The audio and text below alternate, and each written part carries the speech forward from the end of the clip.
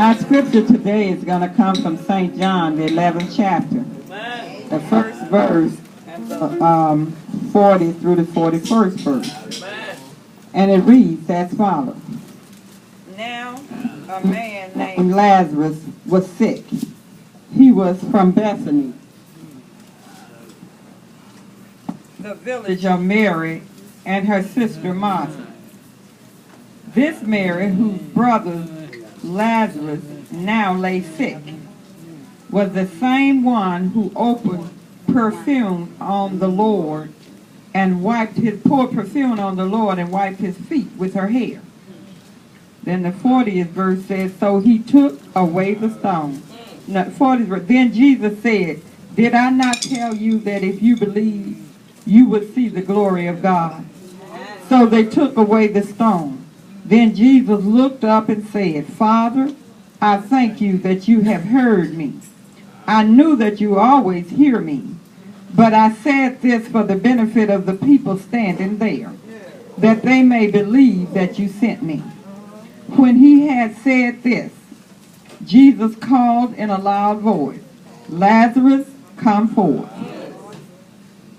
Then, the dead man came out, his hand and feet wrapped with strips of linen and a cloth around his face. Jesus said to them, take off the grave clothes, let him go. And I just want to remind you today that he is an on-time God. In our lesson today, we see that Mary and Martha's brother, Lazarus, is sick. And not just sick, he's sick unto death. And Mary and Martha needed a miracle. So they sent for Jesus and told Jesus, the one that you love is sick. See, they knew that Jesus would come because Jesus had a relationship with this family. Whenever he came to Bethany or to Jerusalem or anywhere in that vicinity, he would come and stay at their house. He had such a good relationship that he didn't even have to call him and tell him, I'm coming. They already had a place prepared for him. So whenever he got there, he knew, I got somewhere to stay. I don't have to worry about a hotel or an inn, because I can go to Mary and Martha's house. So, so when they needed a miracle, they called Jesus. And, they had seen Jesus. They believed in Jesus. They had seen him do miracles. They knew he could do some miracles. So who else would you call when you need a miracle other than Jesus? So they knew if we called him, he's going to come. And they knew if Jesus comes, Lazarus won't die. But God's ways are not our ways. God don't think like we think. God does not do things like we do. What he did when he got word, he waited 2 long days. And then, after 2 days, he said to his disciples, let us go to Bethany. He said, and now it's time for me to go and see what Mary and Martha was talking about. And his disciples said, now, are you crazy? They tried to stone you in Jerusalem. Now, Bethany is only 2 miles from Jerusalem. So now you're talking about going to Bethany. And they tried to talk him out of it, but they couldn't. You see, we don't think like Jesus said. Well, Thomas. Thomas was called Doubting Thomas. And Thomas just spoke up, well, if we can't stop it, we'll just go with him and die with him. Because Thomas knew that if he goes back to Jerusalem, he's going to be killed. But see, God has a time for all things. And it was not time for him to be killed. It was time for him to work a miracle.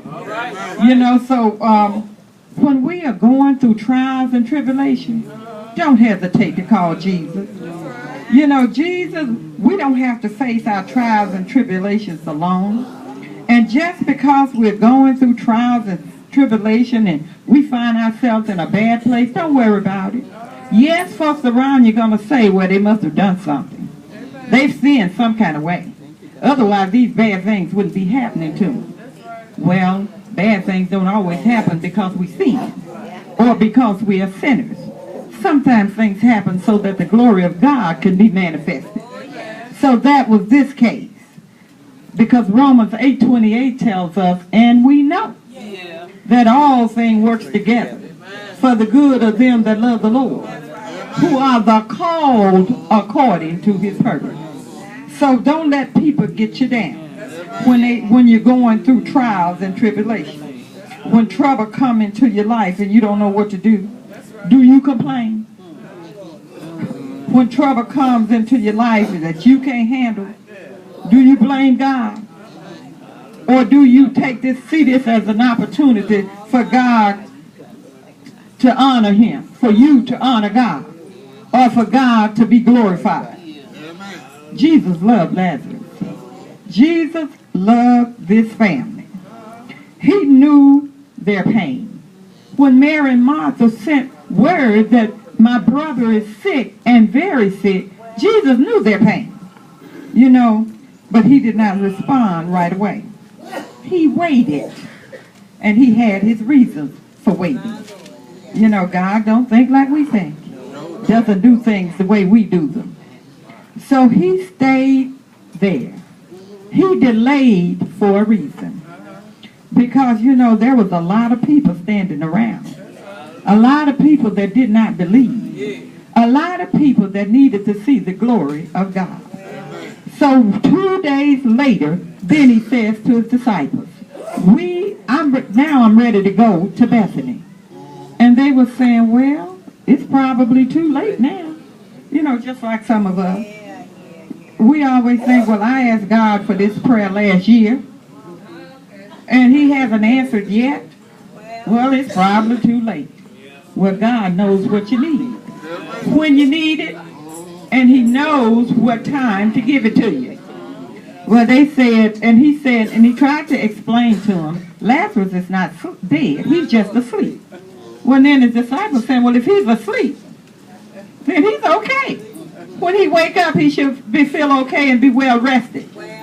They didn't understand. If he explained physical things to you and you don't understand them, you're not going to understand spiritual things. So he told them, Lazarus really not asleep, y'all. He's dead. Now, it was 2 days ago that he got the message. It took him 2 days to get to Bethany. And, the man is dead now. And when he got to Bethany and Martha heard that he was there, she ran out to meet him. And Martha said, Jesus, if you'd been here, my brother would not have died. Yeah. And he said, he's not dead. He's just asleep. And he said, well, and he went on to talk to her, and he was telling her, don't you believe in the resurrection? And she said, yes, I do. And I know he's going to rise again, because Jesus told us your brother going to get up. He's going to rise again. And she said, I know he will. In the resurrection in the last day. But he looked at her and said, don't you believe? You're looking at the resurrection, y'all. Martha, you're looking at the resurrection. Because I am the resurrection and the life. Martha didn't understand spiritual things yet.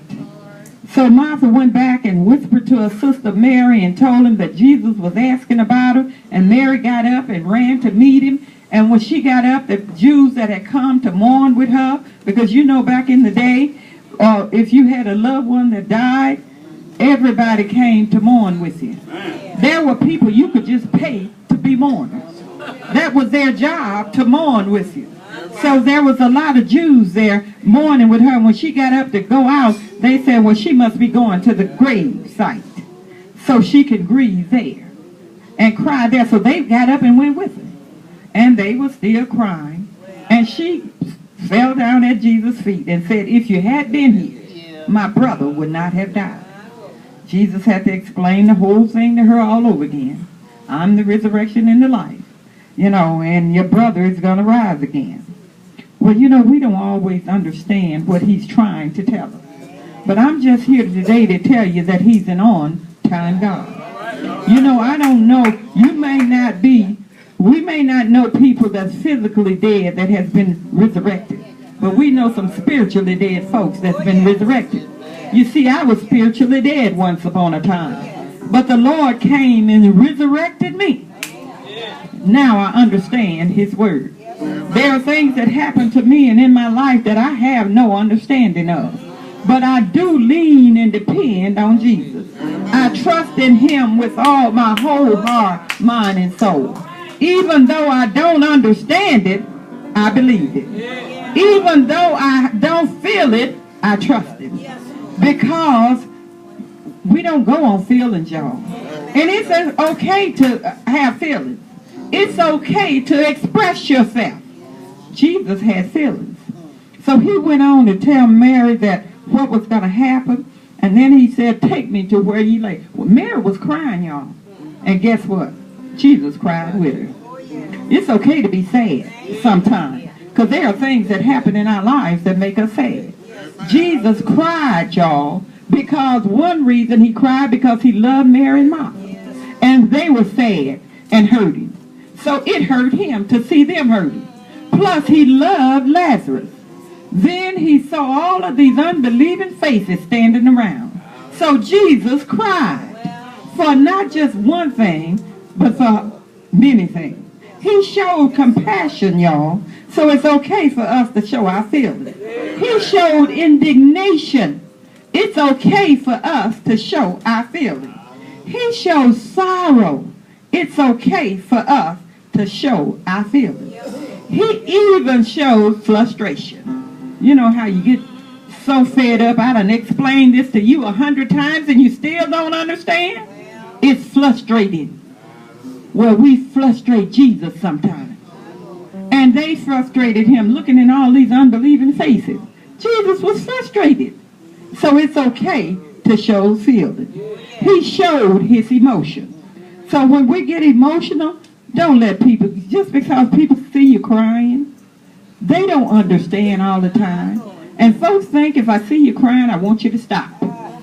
Jesus didn't try to stop Mary from crying. He cried with her. So sometimes your emotions need to come out. So we don't always need to kill the emotion, y'all. But Jesus told them to take me where you laid him. And then Mary comes to the, well, he's been dead 4 days. He's thinking now. An interview that, and I was in a room with a corpse that had been dead for days. It smells bad, y'all. So she's saying he's thinking now. And not only that, his spirit is probably gone. You see, the Jews believed that it took 4 days before your spirit would hover over your body for 4 days. And after 4 days, it would leave. It's been 4 days. The spirit is gone. This man is truly dead. Well, that's where your faith and belief come in. They didn't believe. But Jesus told them, take me to where you laid him. See, when you got trials and tribulations in your life, Robert, when folks don't treat you the way you think you ought to be treated, just give it to Jesus. Because he cares for you. And there are times when folks don't treat us right. Even though we do the best that we can, we still don't get treated right. Don't worry about it. Give it to Jesus. You know, that may be a dead situation. And Jesus can resurrect it.